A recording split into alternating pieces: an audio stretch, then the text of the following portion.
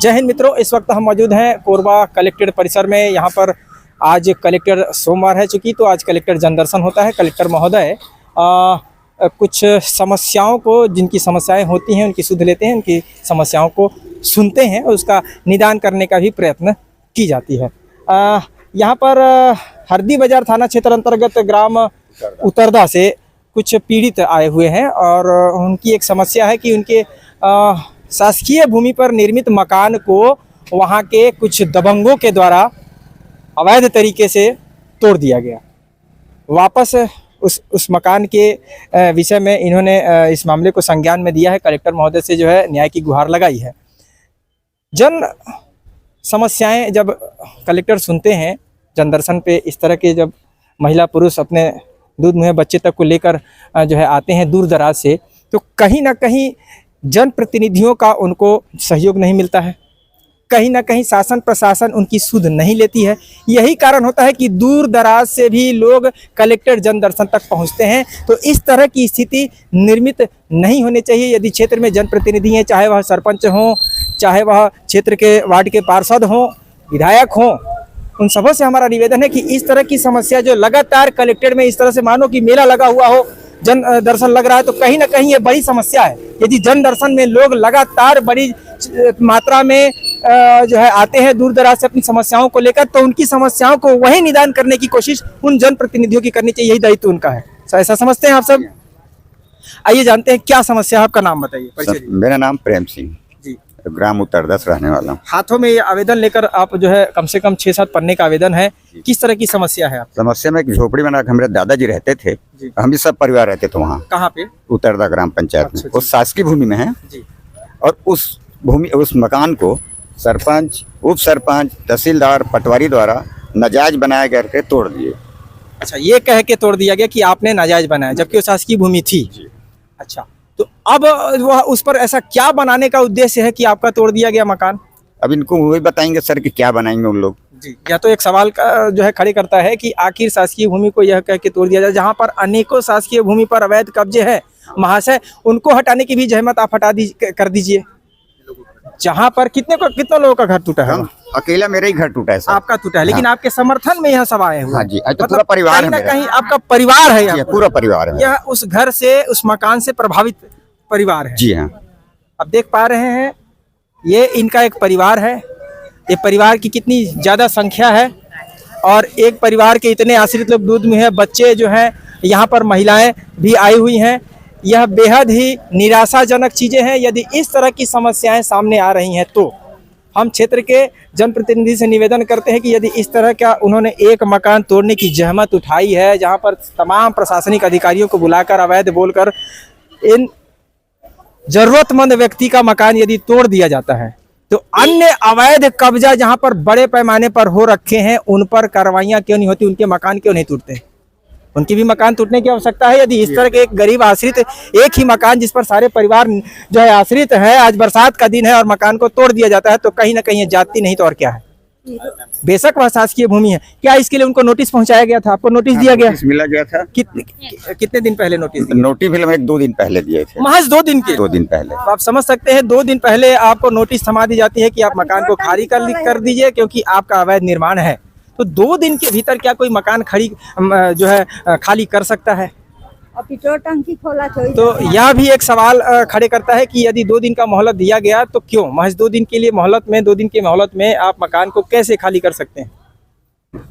अब क्या चाहते हैं कलेक्टर से? आपने क्या गुहार लगाई है? कि पुनः मेरे को वहाँ मकान बनाना दिया जाए जी। अतः जो अगल बगल, अगर मेरा तो तोड़े हैं, जो और मेरे से बगल वो इसको भी तोड़े, वो भी शासकीय जमीन पे है जी। और बड़े बड़े आसामी पहले बने हुए और मेरे से पहले बना और बन भी रहे, आज पर्याप्त भी बन रहे हैं और इससे पहले भी बन चुके हैं। शासकीय जमीनों पर जो है अवैध कब्जा हुआ है। अगर ये कहकर इनका मकान तोड़ दिया गया, तो इनका कहना है कि वहां पे जांच की जाए और अगर टूटने की प्रक्रिया हो तो एक साथ हो, तमाम अवैध जो है मकान जो है एक साथ तोड़ दिए जाएं, ध्वस्त कर दिए जाएं और उनको बसाहत दे दी जाए।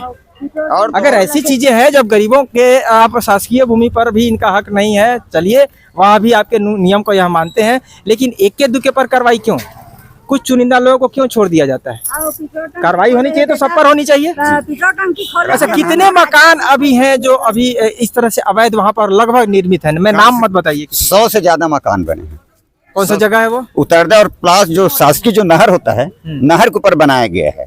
अब आप समझ और लीजिए दूसरी कि चीज़ और है। वहाँ पर 100 से अधिक मकान ऑलरेडी हैं जो अवैध है। उन पर बुलडोजर उन पर क्यों नहीं चलाई गई? एक अकेला सिंगल मकान तोड़ा गया, कहीं ना कहीं यह जांच का विषय है। आखिर उस पर क्या निर्माण करने का इनका प्लान है, आप बताइए। क्या मालूम सब लोग क्या बनाएंगे। दूसरी चीज अम्मा जो मकान मेरा बना जी। है उससे किसी को आपत्ति भी नहीं, ना रोड को आपत्ति, ना हॉस्पिटल को आपत्ति, ना नहर को आपत्ति। आपत्ति तो सिर्फ है तो इनको है। क्यों?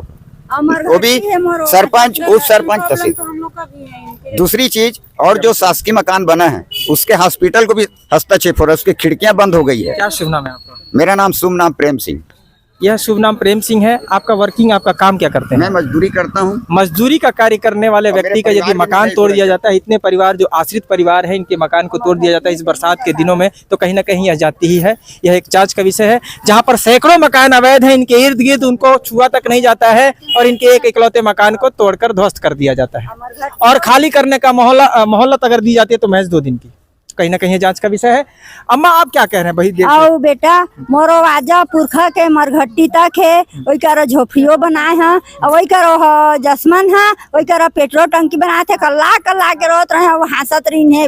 और सरपंच खड़े रही से, माने आपका मकान टूट रहा था, वो लोग हंस रहे हैं। हाँ वो मन हंस रहे, और सरपंच खड़े रही से, और पटवारी इधर इधर बतात रही। सर मानना चाहिए ऐसे जनप्रतिनिधियों को, जिनके क्षेत्र के जो जिन्होंने आपको बहुमत दिया है, वोट दिया है, अपना बेशकीमती वोट देकर आपको जिताया है, और उनके मकान यदि टूट रहे होते हैं और आप खड़े होकर वहां पर तमाशाबीन होकर हंस रहे होते हैं, तो कहीं ना कहीं आपके ऊपर भी उंगलियां उठेंगी, आपके क्रियाकलाप पर भी जो है उंगलियां उठेंगी, और जांच का विषय है।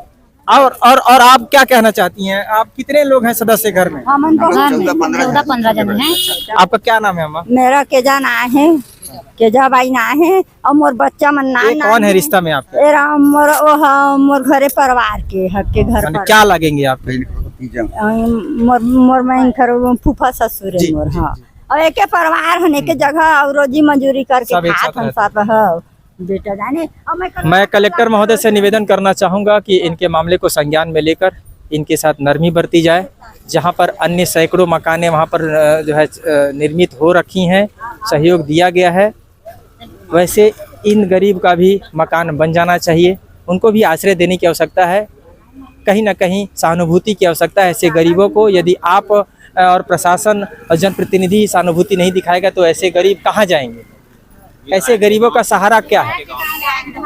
और यह विधायक महोदय का गांव है। कौन विधायक हैं आपके?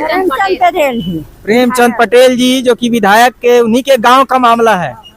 अपने गांव का मामला माननीय प्रेमचंद पटेल जी से मेरा भी निवेदन है कि इनके मामले को संज्ञान में लें और आप भी पहल करें जनप्रतिनिधि के नाते, क्षेत्र के विधायक के नाते, क्षेत्र के मुखिया, और उसी गांव का मामला जिस गांव से आप भी महाशय निवास करते हैं, तो कहीं ना कहीं आपके लिए भी यह मामला जो है वह बहुत ही महत्व रखता है। धन्यवाद। इन्हीं शब्दों के साथ कैमरा सहयोगी पुरुषोत्तम साहू के साथ मैं प्रधान संपादक मुकेश भारती। जय हिंद।